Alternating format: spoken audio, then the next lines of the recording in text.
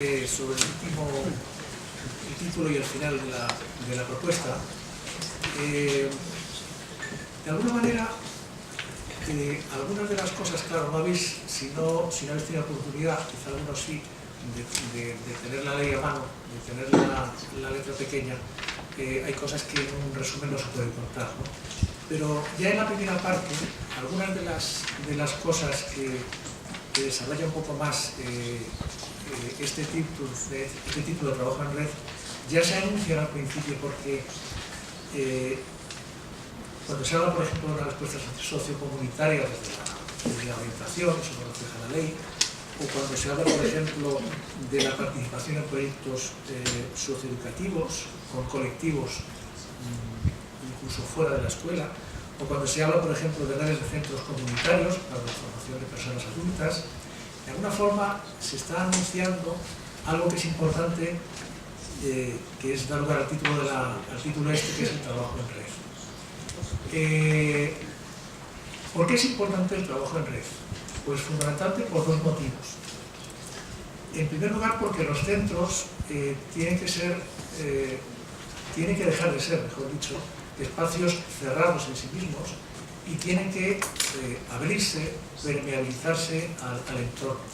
Y no sé si recordáis que hace ya unas cuantas décadas hubo una gran exposición en Madrid, que luego se repitió en Barcelona, sobre la pedagogía de Loris Malaguzzi, una exposición que se llamaba en Madrid, se llamó Loquios y Salta y el Muro, que venía un poco a poner de relieve lo que significaba la pedagogía de Reggio Emilia, poniendo el énfasis en el título, es decir, cómo la escuela desde dentro tiene que mirar, saltar el muro de la escuela hacia afuera. Y bueno, Reggio Emilia es un ejemplo paradigmático de cómo una escuela tiene en cuenta el contexto y está abierta al entorno. Pues de alguna forma ese es un motivo, es el primer motivo fundamental por el que una escuela tiene que abrirse hacia afuera. Y el segundo motivo por el cual es importante el trabajo en red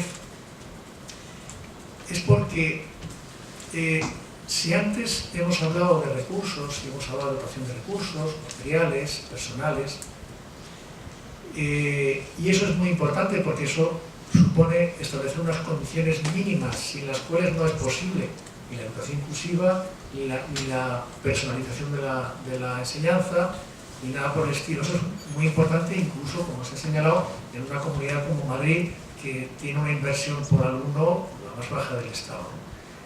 Pero incluso en el caso ideal de que tuviéramos suficientes recursos materiales o personales, eso no bastaría en sí mismo para producir realmente un cambio, una transformación en la escuela.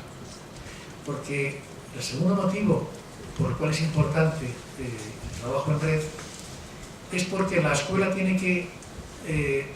tenemos que mirar un cambio en la mirada, una transformación en la forma de entender, de concebir, de entender al niño, de entender la relación con las familias.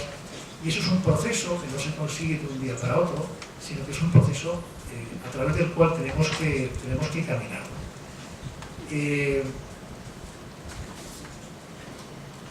Transformar la escuela significa el ser capaces de creernos que realmente la escuela puede ser inclusiva.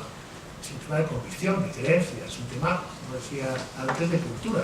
Es decir, de cambiar la cultura, es decir, cambiar las representaciones que todo el mundo tenemos, los docentes, familias, etcétera, tenemos sobre la educación. Y en este sentido,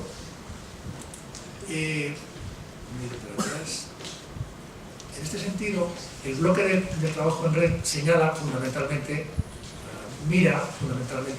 los dos primeros capítulos hacen referencia a la formación del profesorado, pero también a la formación de los equipos directivos. Sabemos, todos los que estamos aquí sabemos, lo importante que son las direcciones como rol estratégico de cambio. También consideramos que puede haber un soporte institucional interesante, como lo hubo en su día, antes de que las transferencias, los contenidos educativos se transfirieran a las comunidades, aquel Centro Nacional de Recursos que existió y que dio lugar a formación y a publicaciones y a elaboración de cosas muy interesantes desde una perspectiva de integración, pero que tuvo un papel muy importante. Nosotros pensamos que tiene que haber un centro, ahí está en plural, pero un centro que sirva un poco para eso. Otro elemento importante es subrayar, como se ha indicado, la percepción, la coordinación global sociocomunitaria.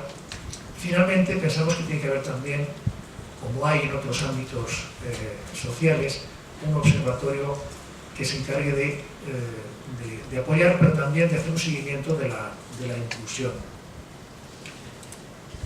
¿Por qué es importante la formación? Es evidente, ¿no? Porque la formación es importante en la medida en que vaya ligada a proyectos educativos concretos que los propios centros diseñen y desarrollen.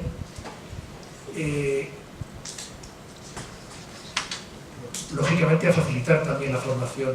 La formación, como se señalaba antes también, la formación inicial, ¿no? Es necesario incorporar planes de formación y contenidos formativos en la formación inicial, pero también, si ahora hablamos de la universidad, en las escuelas de formación, pero por supuesto en la formación continua, porque es fundamental que creemos espacios de formación y de reflexión sobre el hecho educativo y sobre el cambio que queremos promover desde esos espacios diseñados, ¿no? La formación a los equipos directivos, la idea de que el mismo acceso a la función directiva se incorporen contenidos y estrategias precisamente que tengan que ver con la inclusión educativa. El centro de recursos que aludía antes, que puede ocuparse, entre otras muchas cosas, de hacer investigación que es una cosa que parece que es un poco alérgica a este gobierno, ¿no? Este gobierno se caracteriza, entre otras cosas, por dar muy pocos datos, por ser muy opaco y por no investigar lo que tiene que hacer. Entre otras cosas, por ejemplo, un patrón segregador como el bilingüismo, pues no se evalúa de forma rigurosa y no sabemos, sí sabemos, pero no podemos tener la convicción empírica de que realmente no está funcionando como elemento de desarrollo educativo, sino más bien como elemento segregador. Pero también puede funcionar como asesoramiento a los centros educativos, o para la elaboración de materiales específicos, o incluso para la colaboración en el diseño del programa de formación al profesorado, incluso, ¿por qué no?, podría funcionar también para orientar en el proceso educativo a las familias. El siguiente capítulo hace referencia, lógicamente, lo hemos comentado antes, al impulso que hay que darle a la coordinación sociocomunitaria, con todos aquellos recursos que ya están funcionando, porque esto de que los centros estén abiertos y sean permeables al entorno, lo cierto es que a pesar de las dificultades hay centros que funcionan así. Pocos, pero los hay, los conocemos, ¿no? Hay experiencias aquí en Madrid, con mucho esfuerzo, con gran implicación, pero hay entidades, colectivos, que entran en la escuela para desempeñar tareas muy concretas, ¿no? Aquí en Barcelona también hay experiencias. Hace poco en la revista de Cuaderno de Pedagogía se señalaban algunas experiencias, las escuelas Tandem en Barcelona, donde los centros deciden un proyecto determinado, que puede ser la música, que puede ser la ciencia, que puede ser el inglés, por ejemplo, y desarrollan con una entidad generalmente pública, Conservatorio de Música de Barcelona, el Centro Superior de Investigaciones Científicas, desarrollan proyectos para la escuela, o el tema del inglés, por ejemplo, que el planteamiento es muy diferente, es decir, establece un convenio con el British Council, pero no para trabajar como se hace en el bilingüismo, sino para abordar la enseñanza, el aprendizaje en inglés desde un punto de vista funcional, a través sobre todo de áreas que tengan que ver con la cultura, con la música, con expresiones artísticas y culturales, ¿no? Y dándole un enfoque muy funcional al aprendizaje de los idiomas. Es decir, aspectos que recogen o que tratan de que los centros, hay un elemento fundamental que también son los ayuntamientos, la participación de los ayuntamientos. Aquí en Madrid el ayuntamiento de ahora está haciendo un esfuerzo en ese sentido muy interesante, está habiendo muchas iniciativas desde los vocales vecinos para abordar aspectos como el tema de los patios, como aspectos como qué es lo que se hace después de la ley de activos. Hay un montón de cosas que se pueden plantear y que son necesarias, porque no olvidemos que los alumnos y alumnas no aprenden solo lo que se hace en los centros, generalmente aprenden a veces incluso tanto más lo que conectan o con lo que conectan de fuera de los centros, ¿no? Y eso la escuela tiene que reconocerlo, asumirlo y afrontarlo. Bueno, aquí es un enlace, simplemente una traza de las campañas de sensibilización, de difusión de documentos, las redes sociales.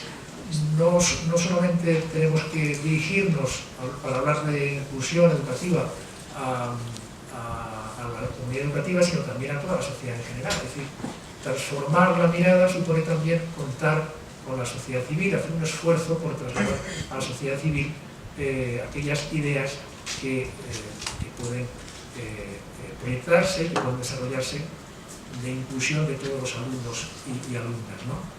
Y finalmente, pues el famoso observatorio, ¿no? Que es, bueno, pues como cualquier otro observatorio que se crea, tiene una función consultiva, pero tiene una función también de seguimiento de medidas en el marco de esta ley.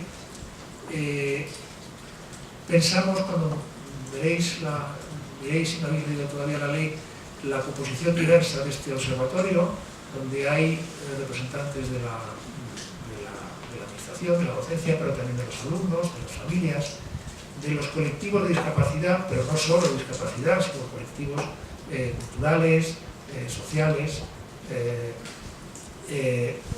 alguna representación de los municipios, que hemos comentado antes también, de la Federación de Municipios, que tienen un papel muy importante. Tenemos que implicar, tenemos que apostar porque los ayuntamientos formen parte de esa estrategia común en materia de educación.